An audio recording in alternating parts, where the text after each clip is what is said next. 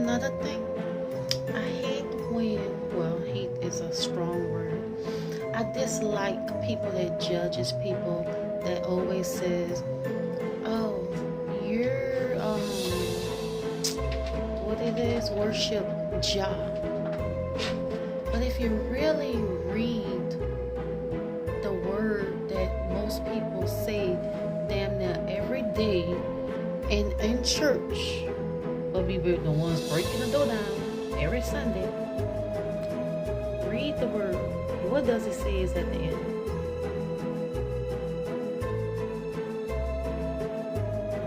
So nobody likes to tell any ghost stories, spooky stories, whatever you call it, supernatural stories, and share like real stories like that, or things that occurred to them, because nobody wants to feel like everybody thinks you're crazy.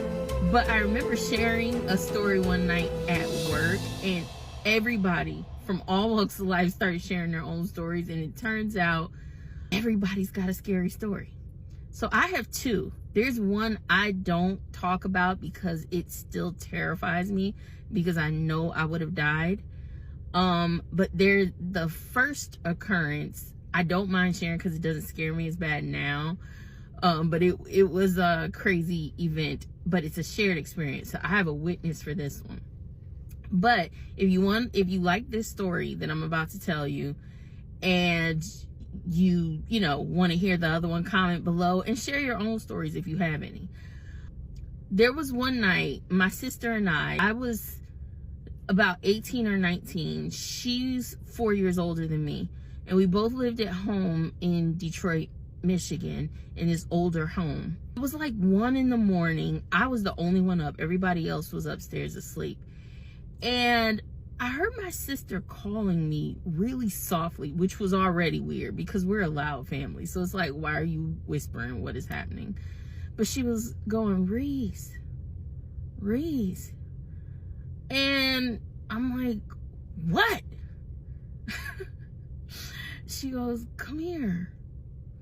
Well, I'm downstairs, I'm watching Friends, and I didn't feel like getting up. I didn't respond to her, but I thought to myself in my head, like, I'll go in once it goes to commercial. Luckily for her, it went to commercial just then. So I was just like, okay. So I go to run up the stairs, like, just being silly, just kind of jogging up the stairs.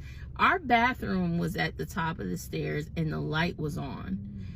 And we usually leave the light on so that it could illuminate the hallway and the stairs. Our light was on, and I get to the top of the landing, and I jumped once I got on the landing, and I was like, okay, I'm here. And I looked down the hallway, which is not a long hallway, so the bathroom should have illuminated it, but the hallway was uber dark, like really dark. And I remember thinking, like, why is it so dark down there? But I'm still walking towards her door, and just as I get to the entryway to her bedroom door, which was across from mine, it was like, and her door was open, but just as I get to the entryway, it was like I felt a breeze, like something moved really fast past me. And it startled me because I remember I kind of like stepped back, and then I like put my back against the wall in the hallway, kind of like, what the heck was that? But I couldn't see. So I remember like reaching around behind me into her room and flipping the switch, hoping to see like, what the heck was that? And just as I did that, of course I don't see anything, but I like turn and like peeked in her room so I can be like, what's going on? As soon as I look at her, she's got the covers up to her chin, and she's like staring at the ceiling, shaking. And she's like, oh my God, oh my God, oh my God. She's like, Reese? And I'm like, yeah. And she was like, she said she woke up and her room was pitch black, and she felt real uncomfortable. And she's like, why is it so dark? She started calling me thinking I was in bed across the hall. And she was like scared to get up because it was just a weird feeling. And she said, she called me. I said, what? And she was like, come here. Well, she said about like a minute or two after she called me, she heard me say, "Here I am." And she's like, "Where are you? I can't see. Turn the light on." And just as she said that, she heard me down the hall go, "Okay, I'm here." Now, that might not scare you, but I can promise you, anybody in my community, usually we don't jive with that. Like, nah, dog. We woke my mother up. "Ma, get the oil, start praying." I don't know what just happened, but we both kind of had a weird moment right now, and I don't know what's going on.